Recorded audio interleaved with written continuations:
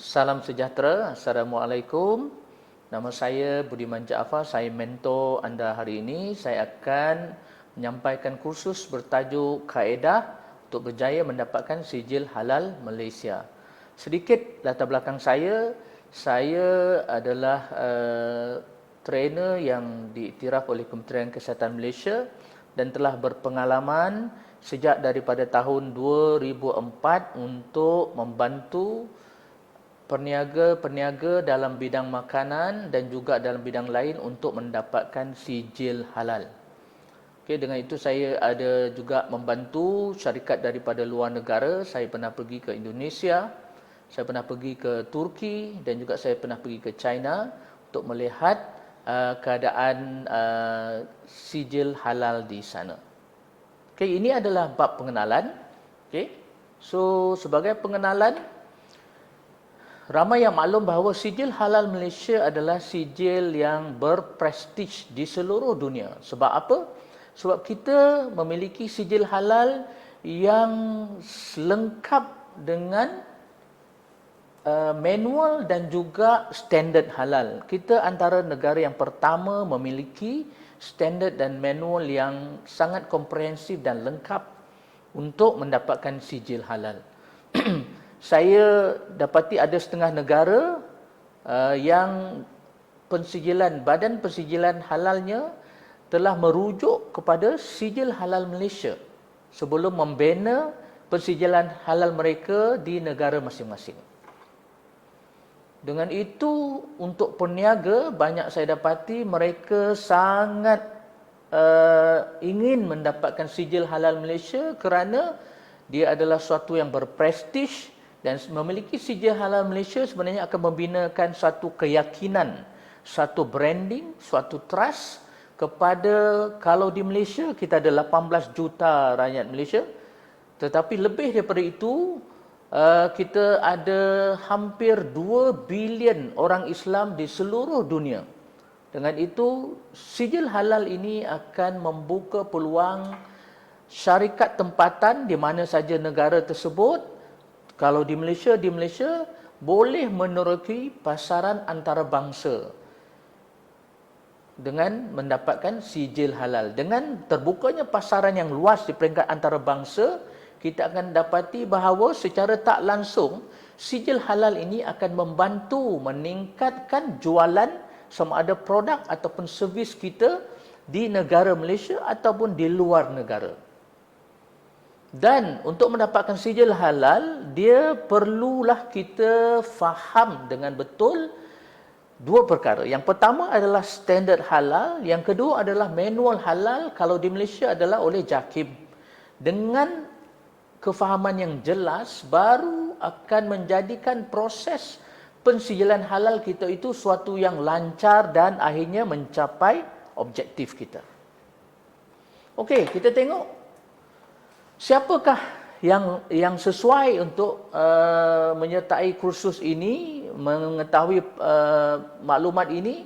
Ia adalah kepada semua pemilik perniagaan yang ingin mendapatkan sijil halal Malaysia.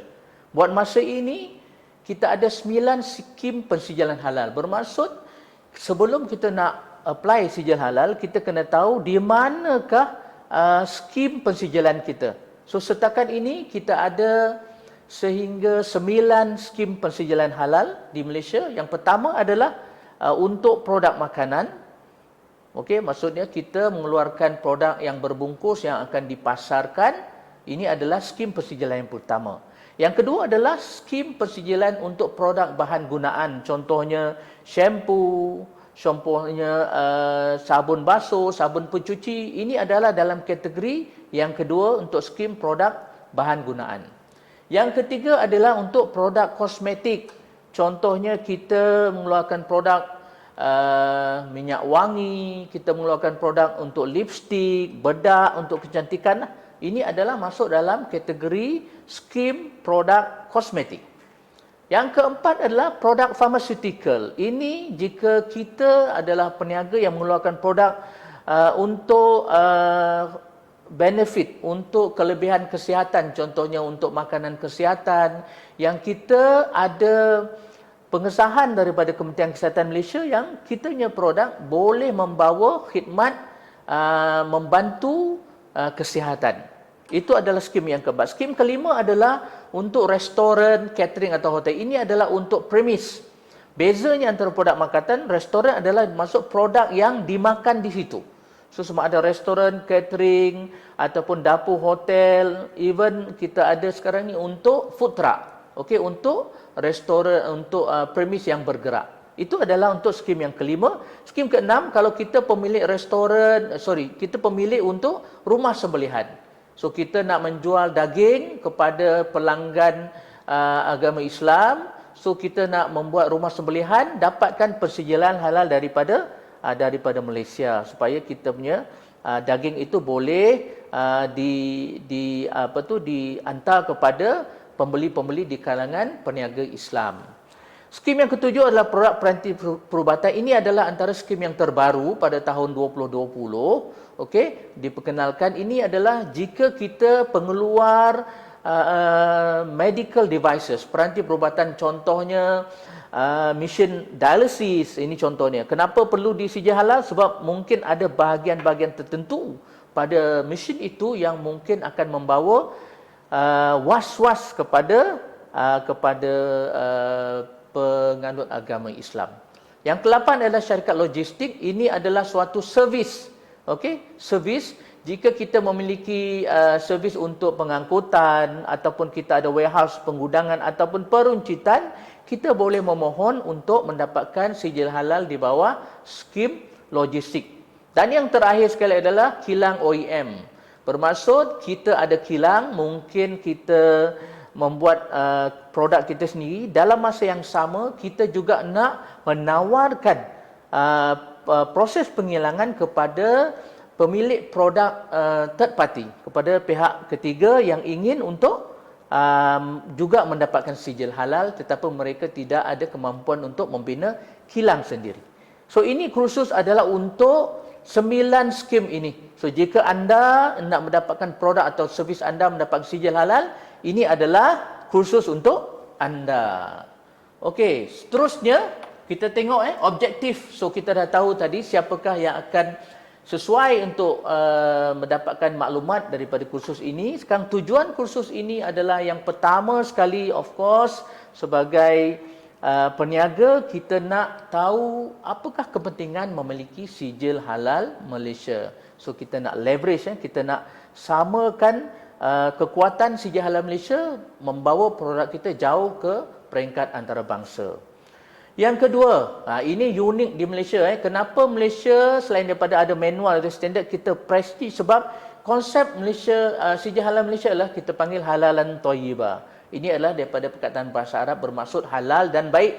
Bermaksud dia bukan saja halal dari segi syariah hukum Islam ni, tetapi juga dia menghasilkan produk yang suci, bersih dan selamat. Okey? Kursus ini juga of course kita nak tunjukkan panduan tentang proses mendapatkan sijil halal.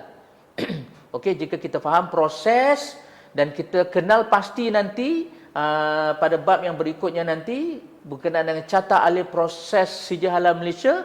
Dengan itu penting sekali, objektif kita adalah jika anda bercadang mendapatkan sijil halal, anda boleh merancang proses mendapatkan sijil halal dari segi infra. Setengah bangunan, struktur, premis perlu adalah mematuhi kehendak standard halal.